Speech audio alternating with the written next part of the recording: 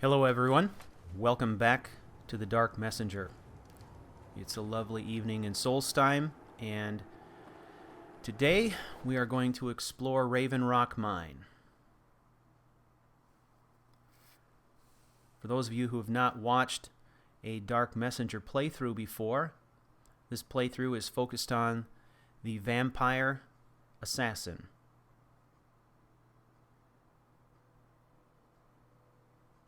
So we found out about this quest actually because we visited the blacksmith shop and we talked to Mallory, and he informed us that he was missing an ancient Nordic pickaxe, which we have agreed to find. He said someone named CouchWarrior has it, and we traced that gentleman to the mine.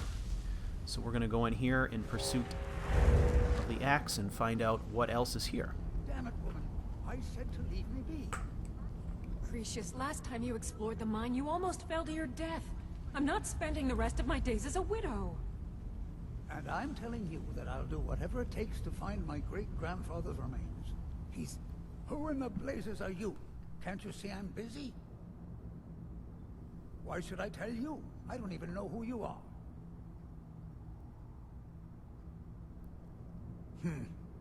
Maybe. Been difficult trusting people lately. They think I'm crazy. But mark my words, these mines hold a secret that could put Raven Rock back on the map. Started the final descent. A secret the East Empire Company swept under the rug 2 centuries ago. It killed my great-grandfather and left Raven Rock with a worthless and tainted mine. Gracian Kyrelius. He spent his entire life exploring ancient ruins across Tamriel, and he died. We got a lot of jibber-jabber here. This is probably a good time to point out the fact that you can see how dark it actually gets when my vampire sight times out. In earlier episodes, I was talking about how from time to time I will switch back and forth so that I can get an appreciation for how dark it is in a particular area. When vampire sight is on, it basically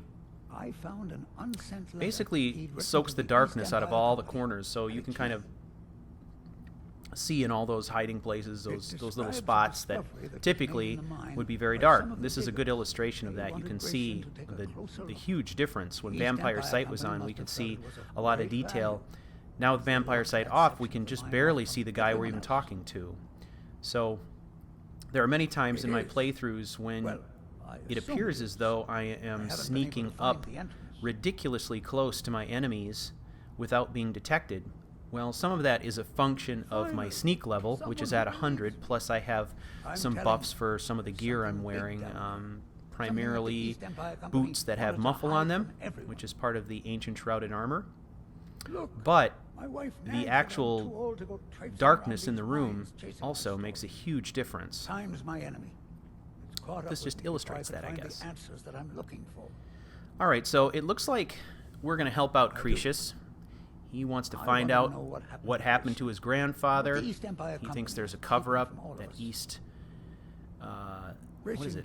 The East Empire Company is covering up something. So I think we're going to help him out. Here's everything I have. The letter, the key. Please, do this for me, so I can finally regain the respect that I've lost.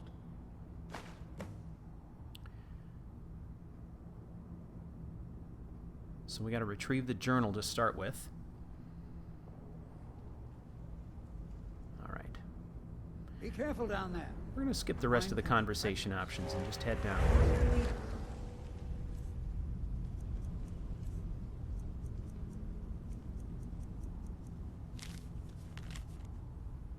I would appreciate it if you could help us with this situation we've encountered in Raven Rock. It seems that the miners there have stumbled across some sort of ruins under the surface near Shaft 3. Okay. Well, I don't know where Shaft 3 is, but we can certainly go explore. Try the lower sections of the mine. I've never been able to get...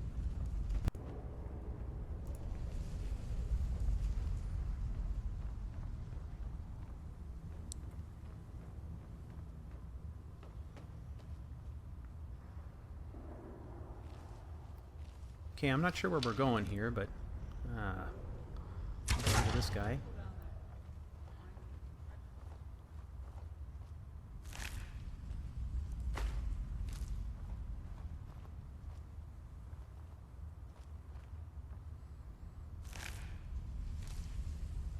Ah.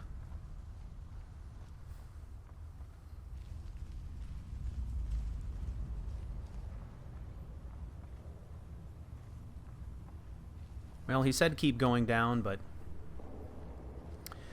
I'm sort of a completionist. It's hard for me to bypass things, even if I know that there's nothing in there. Hello, spider. Ah. There we go. At least I get my arrow back. Third-person perspective is a killer, but from a role-playing perspective, I certainly like it better.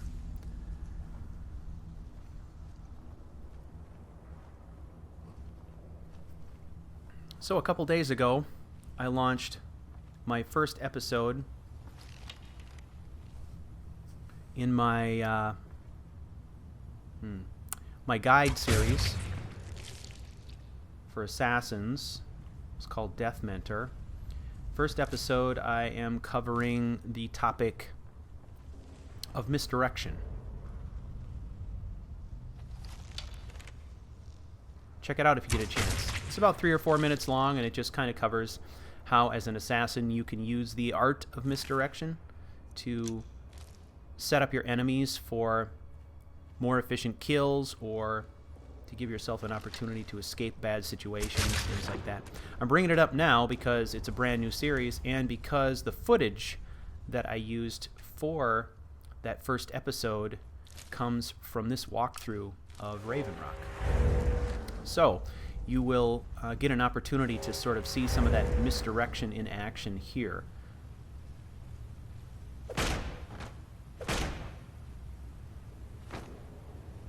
Anybody else ever use the bow punch? I've used it a couple times in combat in a pinch, but generally it's not that useful. I am closing that to keep other critters from getting up into the mine. Alright.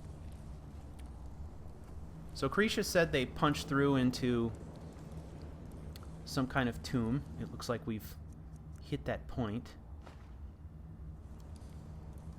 We got some Draugrs here.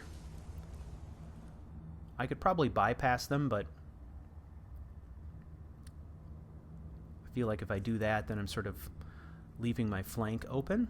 So rather than wasting arrows, we'll go to the daggers and get some backstabs. In fact, I'm going to switch here.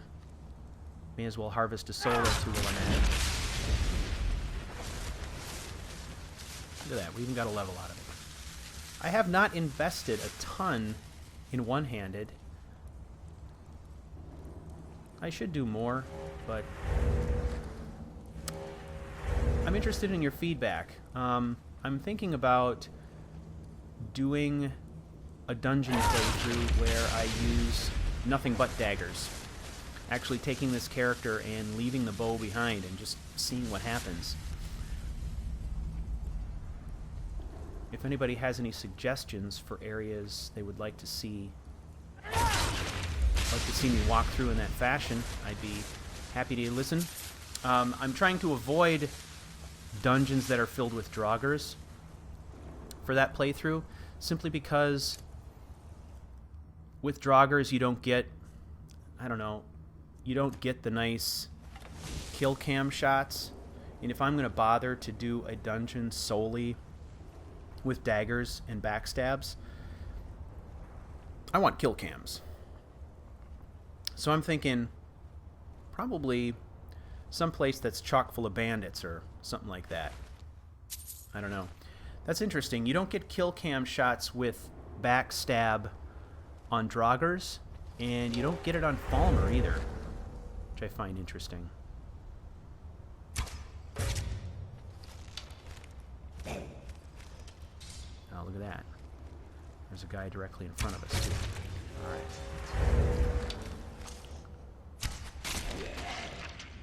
There we go.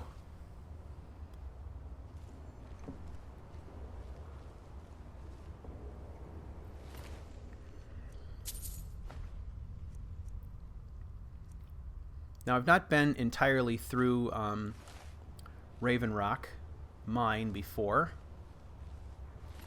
I've heard that it's pretty vast and quite varied. So I'm sort of looking forward to this. I've been looking forward to this playthrough for quite a long time. So it'll be interesting to see where this leads. I'm not even sure how many parts I'm going to have to break this into. So right now it's a complete mystery.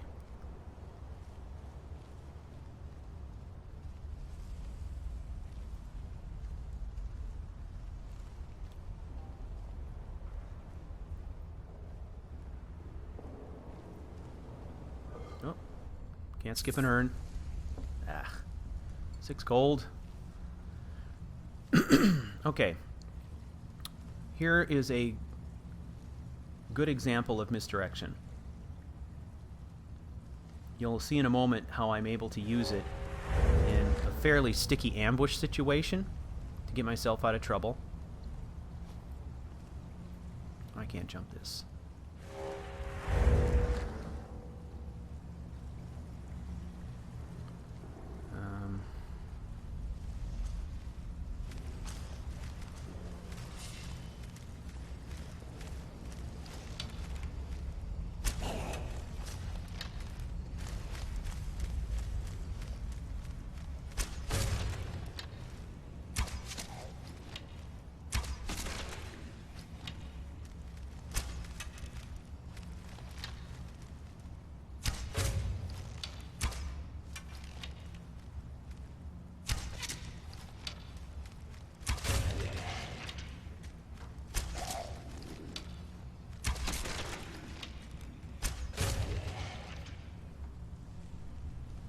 And done.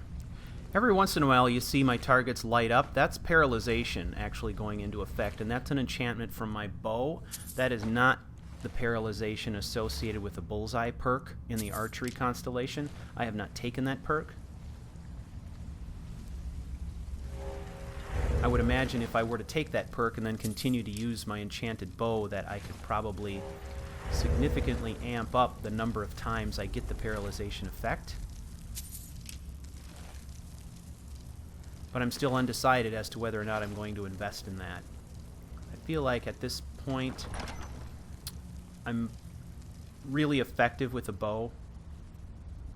So my thought is that what I really need to be doing is investing perks in other things.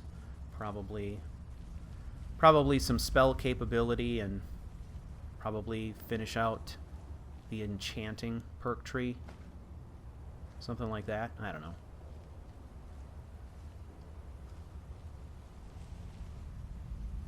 I haven't really decided how high I'm going to take this character in level. I guess I'm going to just keep playing him until I get sick of it. So far I'm not sick of it, so. Although that can change dramatically after level 50 when things really slow down, so we'll see how it goes.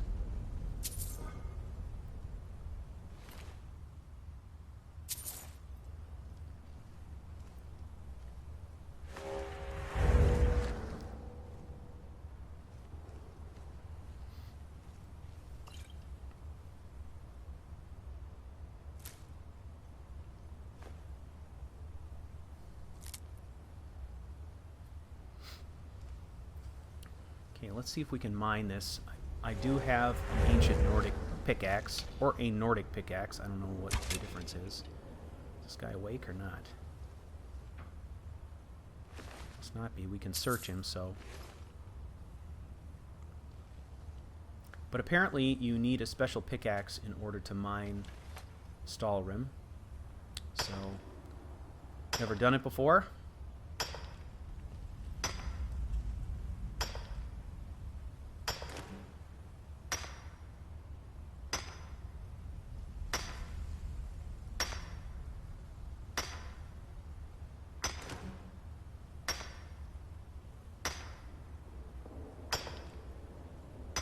Jeez.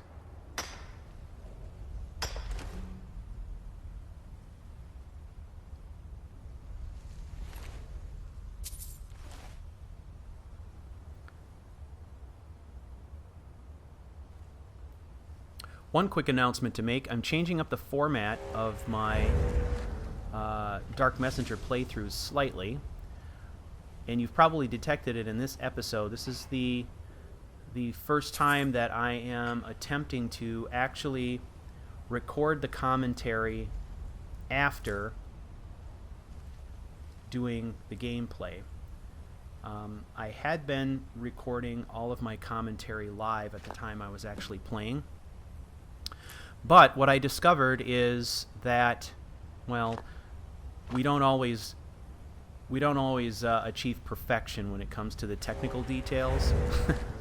And honestly, when I record it separately, there's a couple advantages. One is that I'm able to actually absorb the playthrough and think about things that might complement it, and actually, ooh, yeah, this was a trap that I walked into. It just about did me in.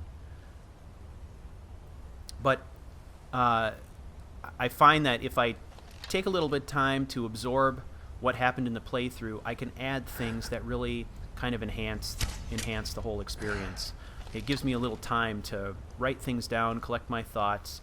It also, from a technical perspective, allows me to get a cleaner recording of the commentary. As you can imagine, I'm the CouchWarrior, so when I am playing, I'm sitting on a couch in front of my big screen TV and playing in the comfort of my living room. However, that location is not exactly conducive to great recording.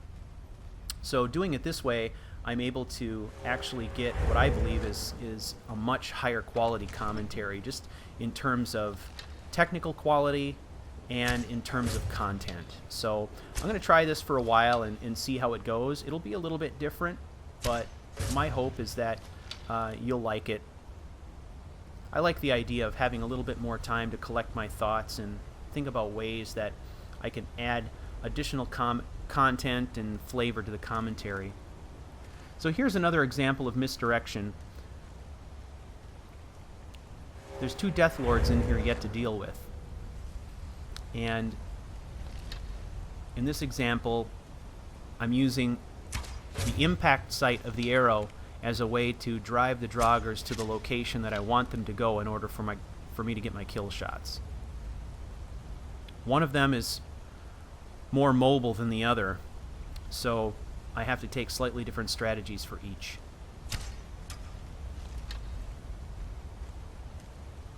So when I keep him off balance, keep him confused, he's paused just long enough for me to finish him. This last one, however, was a bit more tricky. It took more setup to get my shot.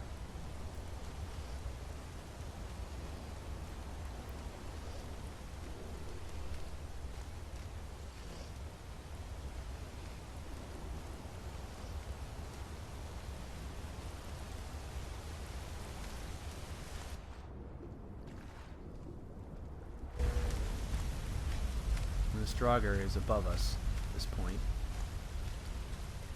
I'm going to try to draw him to this platform.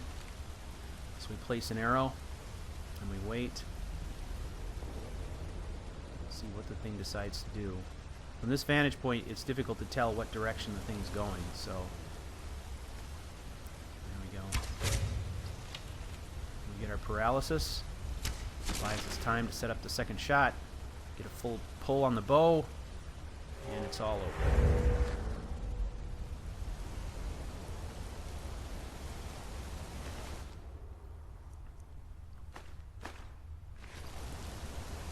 Wanted to take a moment to thank all of you who have been so supportive of my efforts to this point.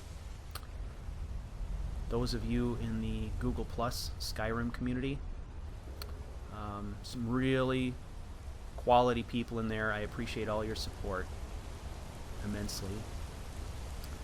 And my friends on YouTube, I've gotten some terrific referrals recently. A shout out to Jessa, the Jessa channel. If you look up the Jessa channel on YouTube, she's got some fantastic Skyrim role plays on there. She's referred quite a few people to me, which has been really terrific. And then also people on the Tumblr community. There's quite a few people who've decided to follow me on Tumblr, which I also appreciate very much.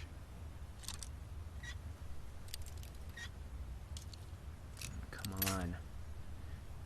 This lock frustrated me immensely. I felt like I was right on top of it, Just couldn't quite get there.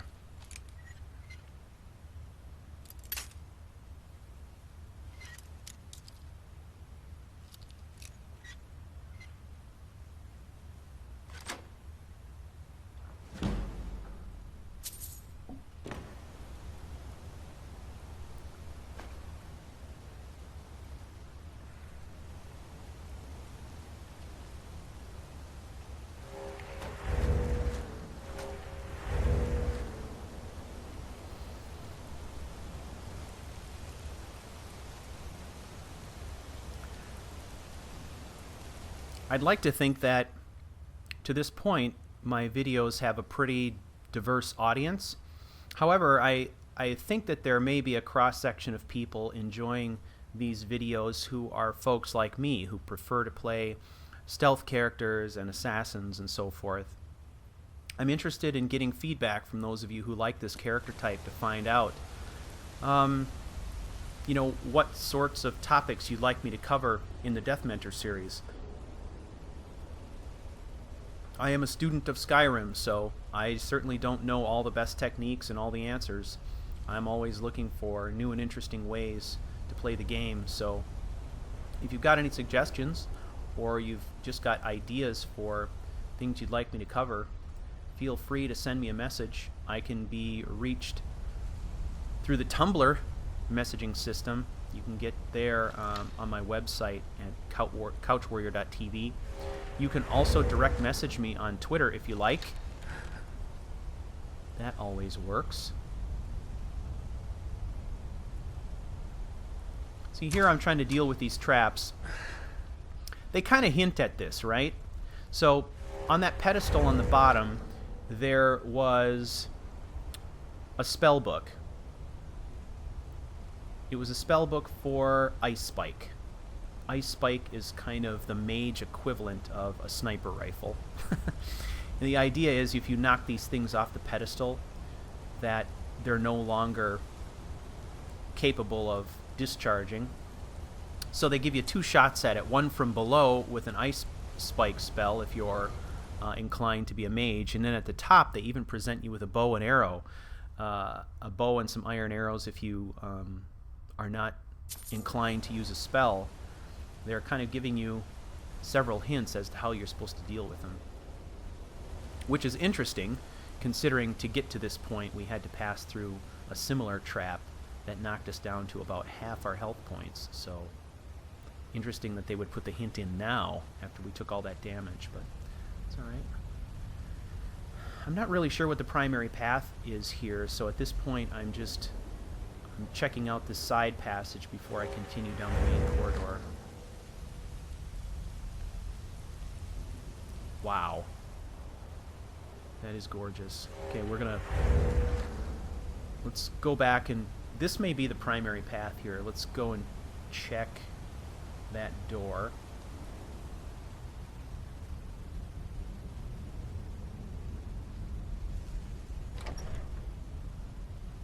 Yeah.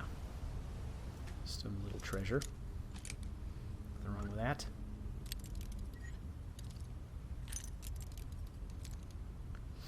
Again, I thank you all very much for your support.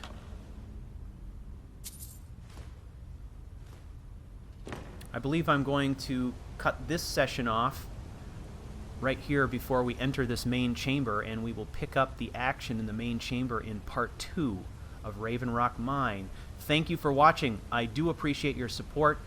Please feel free to rate, like, and subscribe. I really appreciate it. Thank you. Thank you for watching another episode in the Dark Messenger series. Please feel free to rate, like, and subscribe. It helps me a lot. You can follow the story at CouchWarrior.tv or on Twitter at CouchWarriorTV. Thank you.